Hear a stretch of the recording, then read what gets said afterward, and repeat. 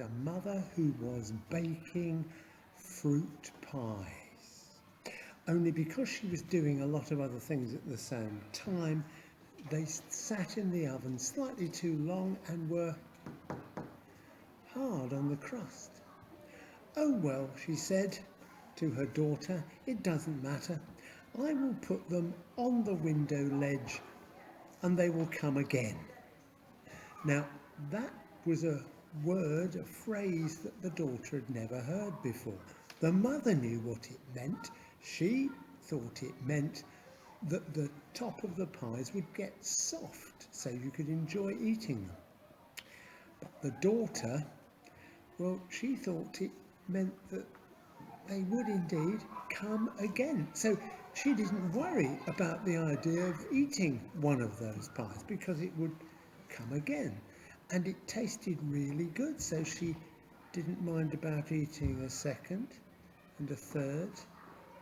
And then by the time there were only 2 left, it seemed better to get rid of all of them, so they would all come again. So she ate all 5 of them. When her mother came back from weeding the garden, she saw empty pie dishes on the window ledge and asked what had happened, and the daughter explained that her mother had said they'd come again. She only had to be patient. "Oh dear," said the mother, "that isn't what it means at all." So she set about making another set of pies. And while she was doing it, she sang, "My daughter ate 5 pies, not a pleasant surprise. My daughter ate 5 pies." And as she was singing, there was a man walking through the street, and he heard her singing and said, "What's all that about?"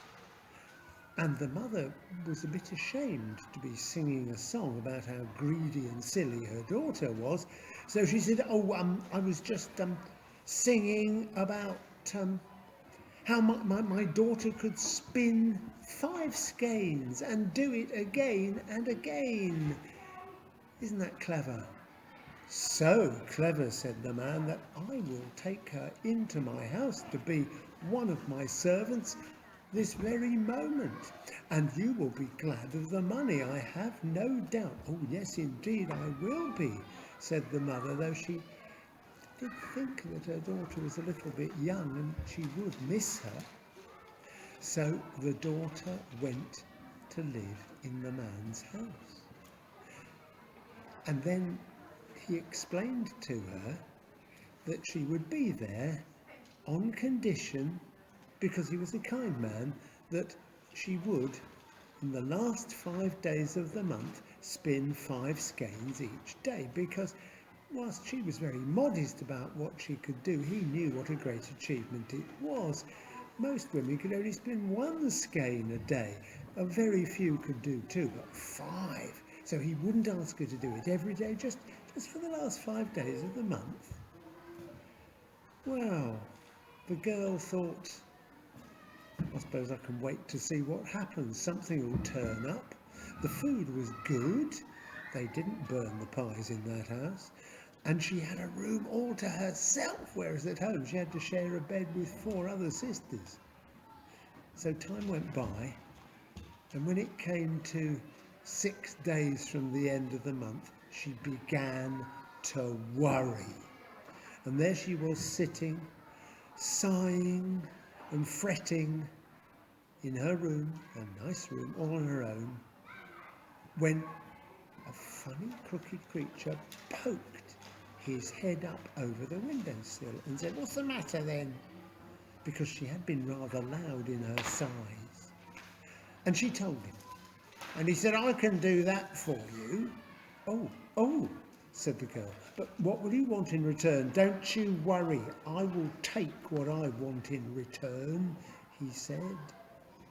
Well, she'd been taught by her mother that you shouldn't take without offering, but her mother hadn't said that you should make sure what you have to give before you accept the offer. Only she thought of that for herself, but on the other hand, she would have 5 skeins the following day, and the following day she did have 5 skeins, and that was when she said, to the little crooked man. "What do you want?" "I want you. I will eat you," he said.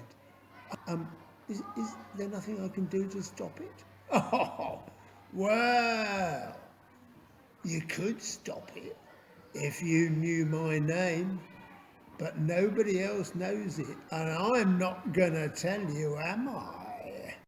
"Is there no way I can avoid that?" "Well, if you know somebody's real name, you can get them to do things, but you don't know my name.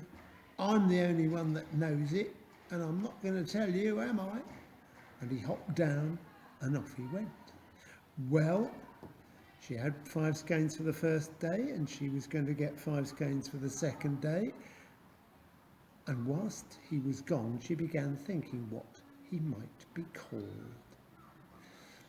And when he came back, she said, "How many guesses do I get?" "I'll give you 3 guesses each day," said the little man. "Go on, have a go. Are you called Marmaduke?" "No." "Are you called Vitzly Putzly?" "No." "Are you called Emil?" "No." "There's your skeins, off I go." So, not many days left then. Not many days, and she was desperately thinking, and she was fretting. She was so upset that she began to lose weight. She couldn't eat for worry. And the man in whose house she was, who was a nice, kind man, he saw how ill she looked and asked her if anything was wrong. "You need to get out for a walk," he said. "You need to get out for a walk." So she did go out for a walk. One more day to go. Only one more day. She had the skeins for this day. The little man was going to come the next day, and she went for a walk.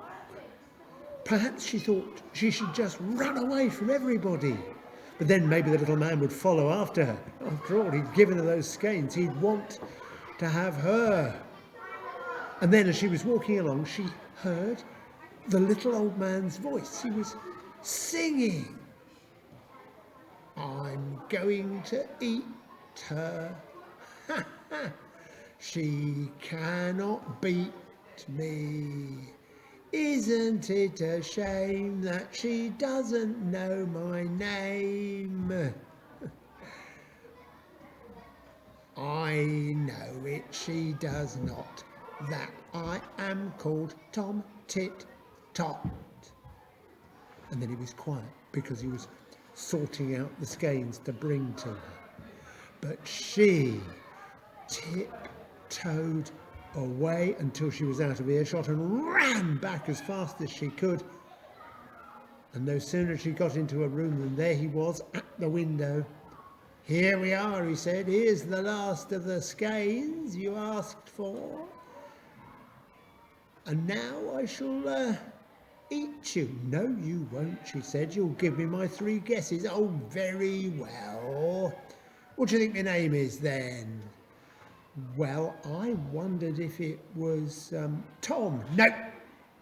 "I wondered if it was Dick." "No." "Well, I'm absolutely sure it's Tom Tit Tot." "No!" he screamed, and it was such a scream that all the glass in the windows broke, and all the glass in the rest of the house broke. And then he disappeared from the windowsill, and she ran to look out, and there was a hole in the ground, and she wondered if he'd gone straight down it back to where he came from. But at that moment, in came the man in whose house she lived. She turned and offered him the skeins, and he said, "Yeah, the skeins are all very well, but what was that awful noise?" "Oh," she said, "I was so happy that I'd finished the skeins. I cried out with delight." "That was your cry of delight?" he said. "I'm sorry, my dear, but I can't have somebody in my house whose cry of delight breaks every piece of glass in it. You'll have to go back to your mother." And she did. And do you know, her mother was very glad to see her because she'd been missing her. And so they lived happily ever after, at least until there were more pies baked.